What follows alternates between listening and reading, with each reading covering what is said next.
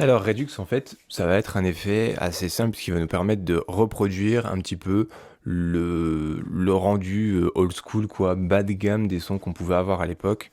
Et donc en fait pour ça, il va agir sur la fréquence d'échantillonnage et la résolution en bits d'un signal. Donc il va nous permettre de réduire en fait cette chose pour reproduire un petit peu les effets qu'on pouvait avoir dans les jeux vidéo, enfin le type de son qu'on avait à l'époque quand on avait seulement une résolution 8 bits au lieu d'avoir un 16 bits ou 24 bits, 32 bits, c'est exactement ce qu'on peut avoir dans nos logiciels de production. Et donc voilà, c'est tout simplement un effet qui est vraiment très simple à utiliser. Il y a deux potentiomètres, deux boutons, et voilà. Donc on passe sur Ableton, on regarde ça ensemble un petit peu comment il fonctionne. Comme je disais, les consistés, on va avoir ici et ici deux potentiomètres et ici deux boutons qui vont nous permettre un petit peu de régler cet effet.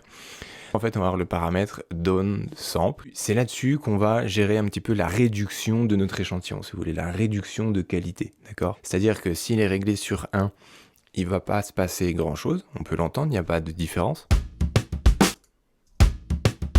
C'est comme si on avait un dry wet qui était dry à fond, quoi. C'est-à-dire que pas d'effet, tout simplement. Et ensuite, après ça, si on prenait notre potard, on le réglait sur 2, on va avoir un échantillon sur 2 qui va être traité. Donc ça va produire un son un peu plus numérique. Et plus notre chiffre va augmenter, plus la fréquence d'échantillonnage obtenue, elle va être basse. Donc on va avoir un son qui va être un petit peu déconstruit, si vous préférez. Donc je vous fais un petit peu un exemple de ce que ça pourrait donner.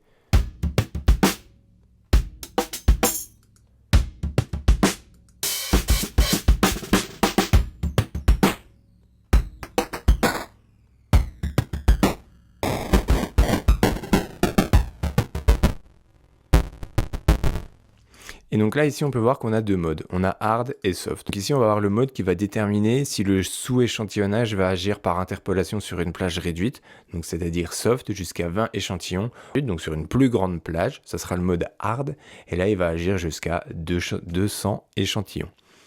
Donc on peut voir très facilement ici, comme je disais, on va de 1 à 20 échantillons, et ici, on va de 1 à 200 échantillons. C'est-à-dire que j'imagine que si je me mets à 20 ici, et que je me mets en soft à 20, voilà, c'est la même chose. C'est la même chose. C'est juste, il nous permet d'aller un petit peu plus loin dans la gestion du sous-échantillonnage. Et ici, on va avoir bit réduction, qui va être similaire en fait finalement à la commande de sous-échantillonnage qu'on a plus bas. Mais alors que le sous-échantillonnage, lui, va agir sur la grille de temps, en fait la bit va plutôt agir sur l'amplitude. Okay, on va avoir une réduction de la résolution.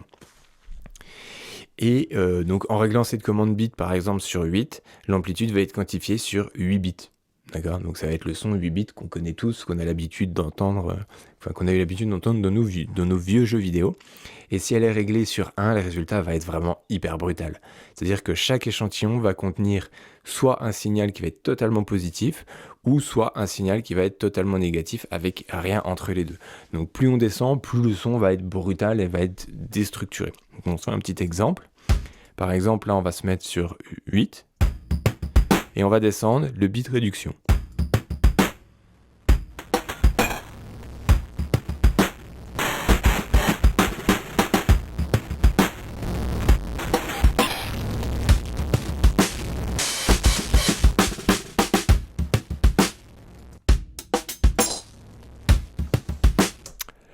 Donc voilà, donc on peut aussi désactiver cette commande, ça donne forcément un petit peu plus de CPU. Donc il n'y a pas de de menu contextuel, on peut faire clic droit dessus, on n'aura pas d'autres choses à modifier comme on peut l'avoir sur certains effets.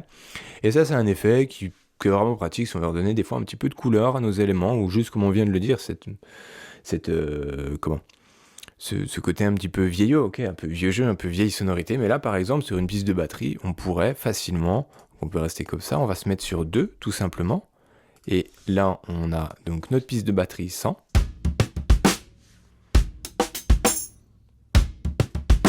Et là, avec notre piste de batterie, avec un échantillon sur 2 qui va être traité,